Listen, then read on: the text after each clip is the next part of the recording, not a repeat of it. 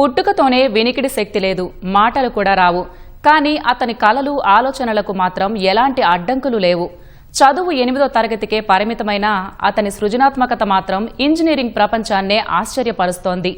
పాత మోటార్లు, కార్డ్బోర్డ్, చెక్క ముక్కలతో విమానాలు, జేసీబీలు, ట్యాంకులు, రోప్వేలు తయారు చేస్తూ తన అసాధారణ ప్రతిభను చాటుకుంటున్నాడు ఉత్తరాఖండ్కు చెందిన దివ్యాంగ యువకుడు.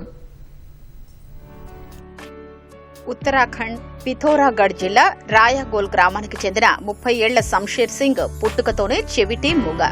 చిన్నప్పటి నుంచి అతడికి బొమ్మలపై ప్రత్యేక ఆసక్తి ఉండేది. ఇతర పిల్లలు బొమ్మలతో ఆడుకుంటే శంషేర్ మాత్రం అవి ఎలా పనిచేస్తాయో తెలుసుకోవడానికి వాటిని విడదీసి పరిశీలించేవాడు.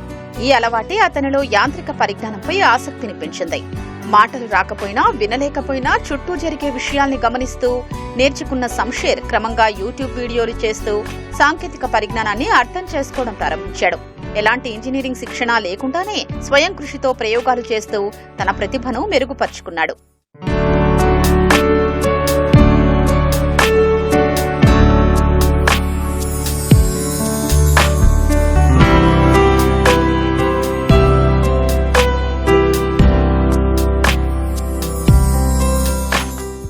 మొదట కార్డ్బోర్డ్, చెక్క ముక్కలు, పాత మోటార్లు, స్థానికంగా దొరికే సామగ్రితో ఉత్తరాఖండ్ రవాణా సంస్థ బస్సు నమూనాను శంషేర్ తయారు చేశాడు.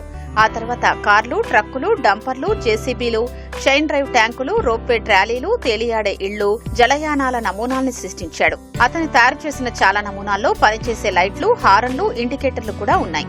ఇంటి చుట్టూ ఉన్న ఖాళీ ప్రదేశాల్ని ఉపయోగించి పర్వత ప్రాంత రహదారుల మాదిరిగా వంకర తిరిగిన మార్గాల్ని నిర్మించాడు.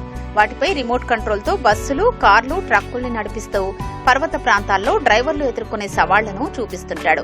నిటారుగా ఉన్న కొండలు, ప్రమాదకర మలుపులు, భారమైన వాహనాల కదలిక వంటి అంశాల్ని తన నమూనాల ద్వారా వివరిస్తాడు.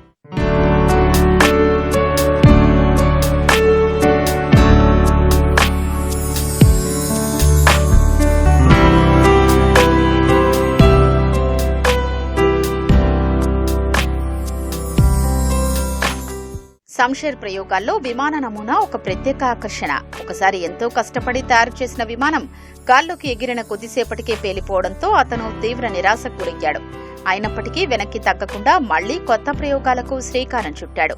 అదే అతని పట్టుదలకు నిదర్శనం. శంషేర్ తండ్రి భగత్ సింగ్ సుమారు 12 సంవత్సరాల క్రితం మరణించారు. అప్పట్నుంచి కుటుంబ బాధ్యతల్ని అతని అన్న నిర్వహిస్తున్నాడు. ఆర్థిక పరిమితులు, శారీరక ఇబ్బందులు ఉన్నప్పటికీ కుటుంబ సభ్యులు అతడికి అండగా నిలుస్తున్నారు. ముఖ్యంగా ఇంట్లోని చిన్నారులు అతని ప్రయోగాలకు సహకరిస్తూ ప్రోత్సహిస్తున్నారు.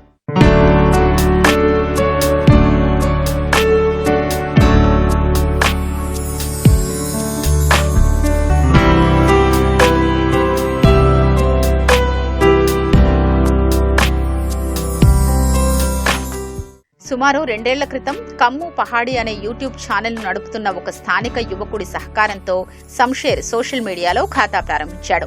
అనంతరం తన నమూనాల వీడియోల్ని యూట్యూబ్ లో అప్లోడ్ చేయడం మొదలుపెట్టాడు. ఆ వీడియోలు చూసిన అనేక మంది అతని ప్రతిభను ప్రశంసిస్తున్నారు. భవిష్యత్తులో మరింత పెద్ద స్థాయిలో నమూనాల్ని రూపొందించి తన నైపుణ్యాల్ని యువతకు నేర్పించాలనేది తన కళ అని శంషేర్ తెలిపాడు.